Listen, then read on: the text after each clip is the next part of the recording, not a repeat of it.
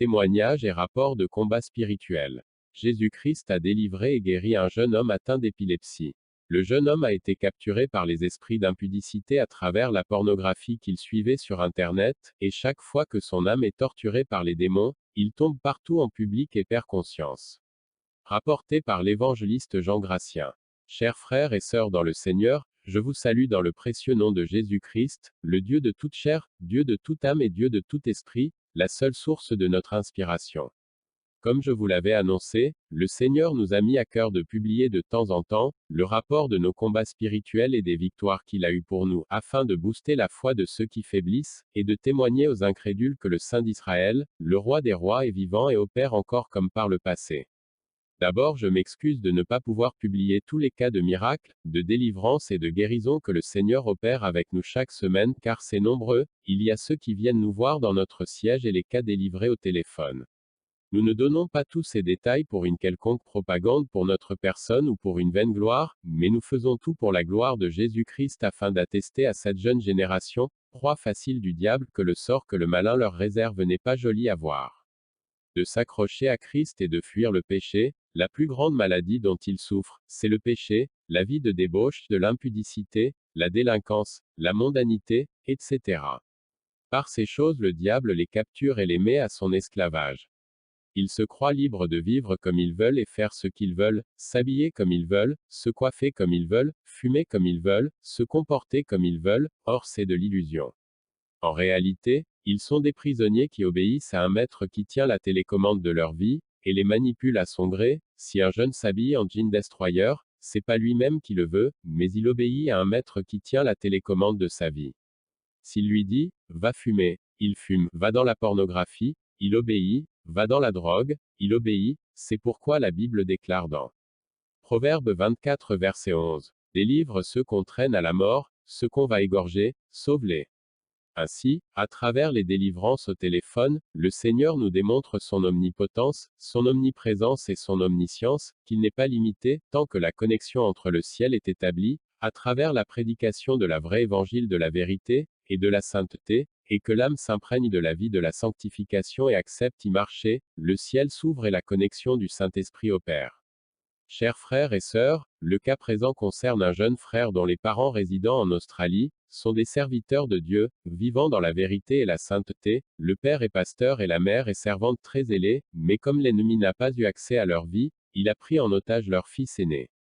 Que s'est-il passé? Un jour, le père du jeune garçon a pris contact avec moi comme étant un de mes abonnés qui me suivait depuis longtemps. Il m'a présenté la situation de son fils qui est totalement hors contrôle. De temps en temps, il tombe comme un épileptique et perd conscience. Les parents se mettent à prier, mais ça ne marche pas. Ils ont utilisé tous les moyens pour régler ce problème qui fait peser sur la famille une honte insupportable, mais rien ne change, ça va de mal en pire. Lorsqu'il m'a posé le problème, j'ai eu compassion de cette âme, mais je n'étais pas réellement préparé pour engager un tel combat, car j'étais occupé à une autre situation difficile. Quelques mois plus tard, après nos premières discussions, le père me rappela un jour avec beaucoup d'amertume et de désespoir dans sa voix. Il me dit que la situation est toujours intacte et que le garçon vient encore de tomber. Il me suppliait à faire quelque chose pour l'aider. En parlant, j'ai reçu comme une douleur dans mon cœur. Le Seigneur m'a pressé d'agir, qu'il va glorifier son nom. Ainsi j'ai demandé d'après le garçon. Le père m'a dit qu'il dort dans sa chambre. J'ai demandé à lui parler. Il me l'a passé. J'ai commencé à échanger avec amour et compassion avec lui. Il m'a ouvert son cœur et s'est senti en confiance à m'écouter. En voyant son visage, j'ai compris le niveau de sa possession. Il est totalement défiguré. Je lui ai témoigné en bref mon ancienne vie de péché, de délinquance, de débauche et d'impudicité, et je démontrai que la vraie maladie et la vraie prison de l'homme, c'est le péché. Que son problème est lié à la vie cachée qu'il a l'insu de ses parents. Je lui signifiais selon que le Saint-Esprit me le communiquait que ce qu'il vivait était dû à sa vie cachée, et que sa maladie est épileptie selon les humains, mais spirituellement, son âme se trouve aux mains des démons déjà en enfer bien qu'il soit encore vivant, et lorsque ces démons se mettent à donner des coups d'épée et torturer son âme là-bas, il reçoit le coup ici et tombe raide. Que sa libération est liée à la confession de sa vie cachée et la repentance totale. Il m'écoutait attentivement.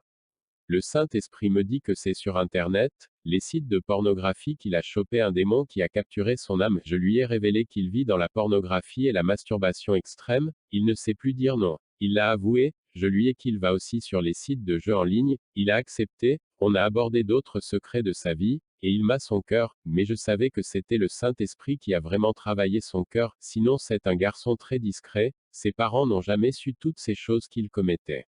C'est pourquoi leur prière n'a jamais eu d'effet, car leur fils vit dans l'impudicité cachée dans la même maison, sous le même toit, en leur ignorance totale.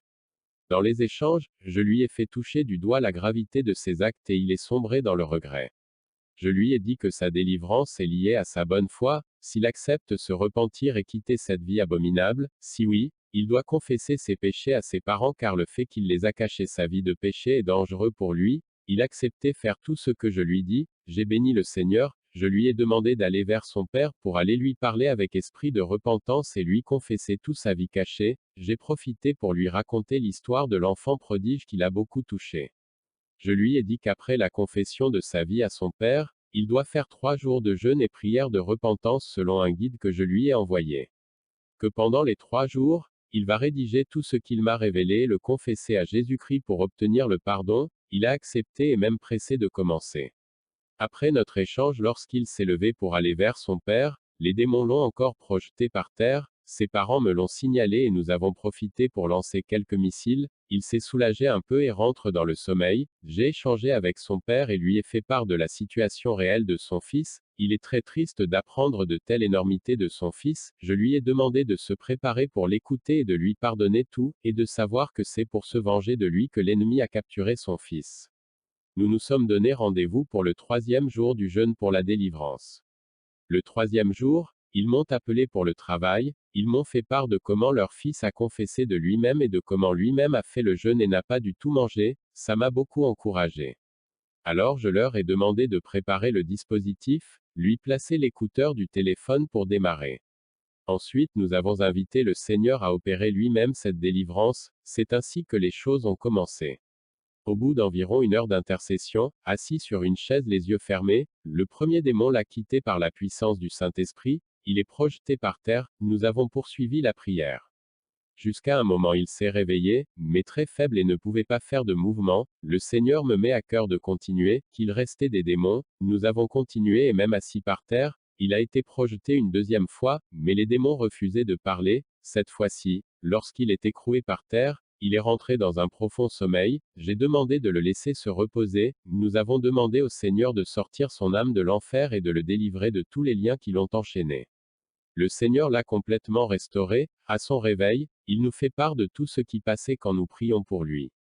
Je lui ai donné de conseils et des recommandations, je lui ai bien rappelé que s'il retourne à ses vomissures et recommence la vie qu'il a confessée, de savoir que ces démons, plus forts viendront le chercher et vont le traîner à l'enfer pour toujours. Nous avons aussi échangé sur ses passions que sont le football et autres, je lui ai demandé d'avoir du dégoût pour les choses du monde et chercher les choses d'en haut. Il m'a promis de pratiquer tout ce que je lui ai enseigné. La leçon à tirer dans cette situation est que le salaire du péché c'est toujours la mort, à cause de ses péchés d'impudicité, de pornographie et de masturbation, son âme était déjà morte malgré qu'il soit vivant. Et c'est le cas de beaucoup de jeunes qui s'amusent avec le péché et condamnent leur âme, surtout à travers l'Internet, les démons sont nombreux à la recherche des âmes à sacrifier pour leur maître, les sites de pornographie, les sites de jeux d'argent, les maîtres féticheurs qui viennent faire la publicité à leur portefeuille magique de richesse, etc. Tout ce monde travaille pour remplir l'enfer, et les démons derrière ces choses sont des démons de l'enfer, et lorsqu'ils tombent sur un chrétien, ils ne lui font pas de cadeau. Aujourd'hui les démons de la pornographie et de la masturbation ont envahi la toile et ils vous envoient par les sirènes des demandes d'amitié.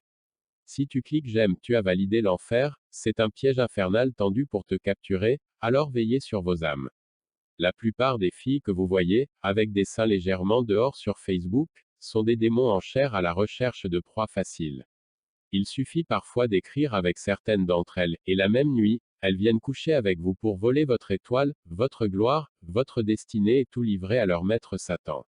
Alors toi jeune chrétien qui continue de visiter les sites d'impudicité pour te masturber, tu sais maintenant ce que tu risques, repens-toi et appelle Jésus-Christ au secours et confesse-lui tes péchés et abandonne-les.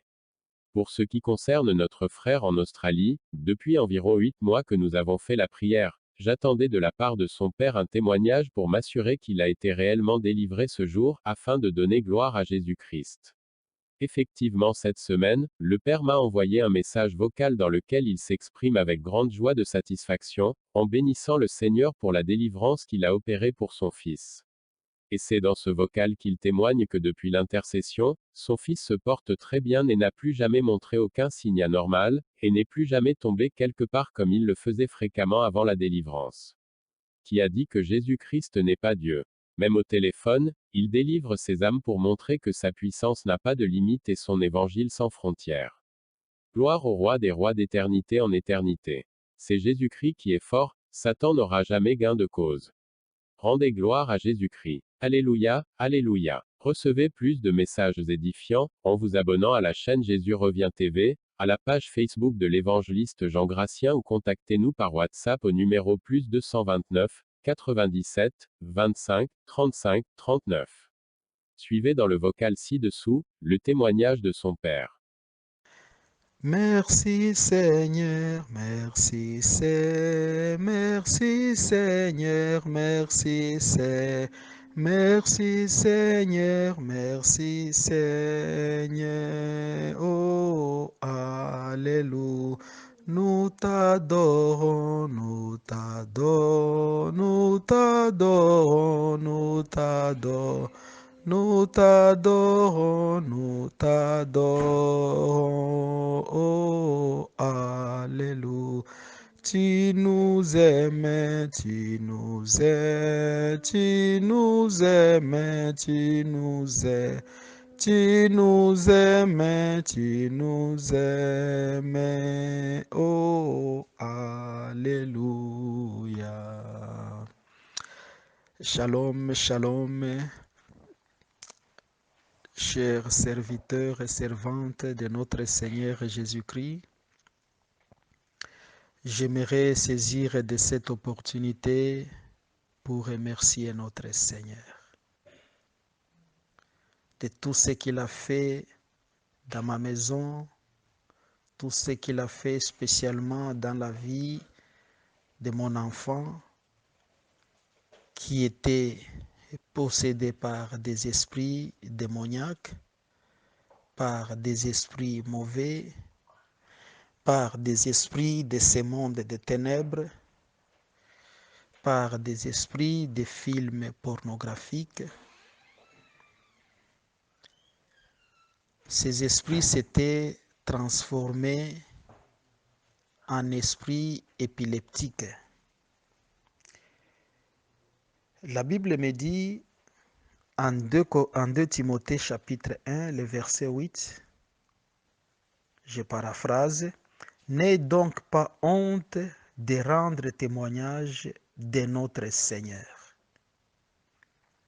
Je n'ai pas honte de partager avec vous, mes bien-aimés, ces témoignages vécus par moi-même.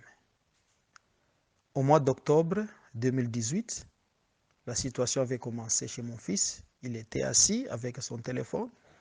C'était le téléphone d'une dame qu'on avait reçue chez nous à la maison, qui avait mis au monde des jumeaux. Son mari n'était pas là. On avait pris cette responsabilité de rester avec cette dame dans notre maison. Comme l'enfant manipulait le téléphone, l'enfant était tombé. On l'a pris, on l'a mené dans la maison. On a prié, il s'est ressaisi. J'ai observé, j'étais calme. J'avais vu que ce sont des signes de quelqu'un qui est saisi par ces démons épileptiques. Le dimanche, il part à l'église, il rentre. L'enfant tombe encore vers 12 heures. On entre dans la prière. On a prié, on a prié, on a prié sérieusement. Mais ma femme me dit, toi tu pries sur les autres avec force. Mais pour le cas de ton enfant, tu pries comme si tu négligeais. Donc ces paroles-là me touchaient beaucoup plus. Ça m'encourageait encore de dire effectivement, il faut commencer d'abord à Jérusalem avant d'aller aussi ailleurs. La troisième fois, l'enfant était encore tombé. C'était en plein air, beaucoup de gens étaient là. j'avais eu honte en ce moment-là parce que les problèmes étaient maintenant connus par tout le monde. Parce que les 2 dernières fois, quand l'enfant était tombé, c'était en famille. Maintenant, la 3e fois, c'était en plein air. On s'est incliné tout simplement, on a prié intérieurement, l'enfant s'est ressaisi. Nous avons organisé une prière dans notre maison de 3 jours. On a prié sérieusement. Jusqu'à tel point nous avons quitté Malawi au mois de février. Nous sommes arrivés en Australie. L'enfant n'est tombé plus. On avait fait presque 3 mois sans que ces démons rentrent encore chez l'enfant. Un jour, ma femme suspecte l'enfant avec son laptop. Ce qu'il regardait, ça avait tiqué. Ma femme avait tiqué. Elle avait saisi par force le laptop de l'enfant. L'enfant avait refusé, il y avait un tiraillement. Et j'avais compris qu'il y a quelque chose qui ne marchait pas. Ma femme avait dit tout simplement, notre fils, c'est comme s'il est en train de regarder des films pornographiques. Mais l'enfant ne nous avait pas dit qu'il regardait des films pornographiques. Après un certain temps, à notre grande surprise, l'enfant encore tombe. Il part à l'école, encore il tombe. En cours de route, encore il tombe. On l'amène à l'hôpital, on ne trouve absolument rien. Nous avons été dépassés. Un jour, je tombe sur les publications de Jésus revient TV de l'évangéliste Jean Gracien au Bénin. Ce traité-là parlait de la tenue des serviteurs de Dieu, de la tenue des gens qui sont liés par l'esprit de Jézabel, qui portent des pantalons, qui se maquillent, qui mettent des mèches. Cela m'avait beaucoup intéressé. C'est comme si j'étais déjà directement en communion avec ces traités-là. Parce que moi, je n'accepte jamais que les filles portent les pantalons. Je n'appuie jamais que les femmes portent des pantalons ou se maquillent ou mettent des mèches ou quoi que ce soit. Ils doivent être l'image du Seigneur Jésus, à l'exemple de Sarah, à l'exemple de Rachel et d'autres servantes dans la Bible. J'avais saisi cette occasion-là pour prendre les numéros de téléphone, pour entrer en contact avec Jean Gracien. Je l'avais salué, on avait parlé longuement, on avait échangé, on avait prié. Et je l'avais aussi encouragé. Même aujourd'hui, Jean Gracien, moi je t'encourage. Continue toujours à aller de l'avant. Jean chapitre 5, verset 17 me dit, ça c'est Jésus qui répondait au chef juif en disant que mon Père est continuellement à l'œuvre. Et moi aussi, Jésus-Christ, je suis aussi à l'œuvre. Notre Dieu continue à travailler même aujourd'hui. Notre Dieu continue à se manifester même aujourd'hui. Il s'est manifesté dans mon fils, dans ma maison. Jean avait organisé une prière de 3 jours en disant que non, que l'enfant entre dans la prière de 3 jours. C'est ce qui, dans la prière en jeûne de 3 jours, c'est ce qui s'était fait. Le 3e jour, Jean Gracien nous avait appelés, il avait commencé à prier, nous aussi de l'autre côté on priait, il nous encourageait. Il nous encourageait toujours de se fortifier. Quand il avait fini de prier, on avait pris l'huile, on avait versé sur l'enfant, et cela était terminé. On n'avait pas tellement la foi. On s'est dit, Seigneur, est-ce que cet esprit va-t-il encore rentrer chez l'enfant? On a dit non, non, gardons seulement la foi dans le Seigneur. Bien-aimés, gardons la foi, ne doutons pas. La foi sauve, la foi délivre. Au moment où je te parle, mon enfant ne tombe pas. Depuis les mois, je pense, de février ou mars, qu'on avait prié ensemble avec Jean Gracien jusqu'à aujourd'hui, l'enfant est en bonne santé, l'enfant marche. La Bible est en train de nous dire, si quelqu'un, 1 Corinthiens chapitre 1, le verset 31, si quelqu'un veut se vanter, qu'il se vante de ce que le Seigneur Jésus-Christ a fait.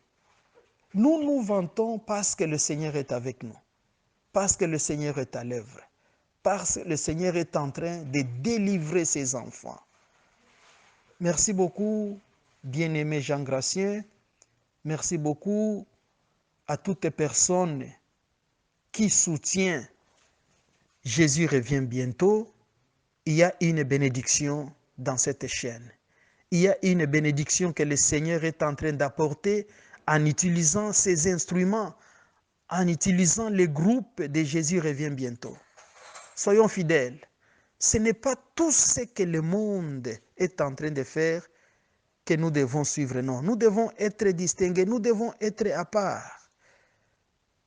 Nous sommes mis à part pour l'œuvre de notre Seigneur. Notre Dieu n'échoue pas et il n'échouera jamais. Voilà un peu ce témoignage que j'avais pour la délivrance de mon enfant, que j'ai voulu aussi partager avec vous. Gardez votre foi, mettez confiance dans le Seigneur. Et faites attention aussi aux serviteurs qui se disent serviteurs, mais ils ne le sont pas. Ils ne le sont pas. J'encourage les groupes Jésus revient bientôt. Que Dieu vous bénisse. Que Dieu continue à vous soutenir. Vous êtes en train de faire un grand travail. En tout cas, je sais qu'avec l'aide du Saint-Esprit, on arrivera jusqu'au bout. Et je profite aussi de cette occasion pour dire aux mariés qui regardent des films pornographiques, aux jeunes gens qui regardent des films pornographiques, qui pratiquent des pratiques sataniques, de les abandonner. Quand ils pratiquent ces histoires sataniques, ils entrent en communion avec le diable. Chez le diable ne blague pas. Hein? Il ne blague pas. Qu'on laisse cette mauvaise voie, cette mauvaise pratique. Faisons le bien pendant qu'il fait encore jour. Suivons la voie du Seigneur Jésus. Il était un homme. Moi, j'ai toujours dit que mon unité de mesure, c'est Jésus-Christ de Nazareth. Que Jésus-Christ soit votre unité de mesure. S'il avait menti, alors tu peux aussi mentir. S'il n'avait pas menti, pourquoi tu dois mentir?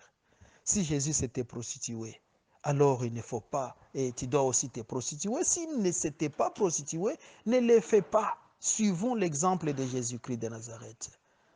Si c'était bagarré, alors bagarre-toi. S'il ne s'était pas bagarré, il ne faut pas le faire. Suivons le modèle du Seigneur Jésus-Christ de Nazareth. Paul dit, soyez mes imitateurs comme je le suis aussi pour le Christ. Merci beaucoup. Que Dieu vous bénisse. Merci. Que Dieu vous bénisse. Shalom, shalom.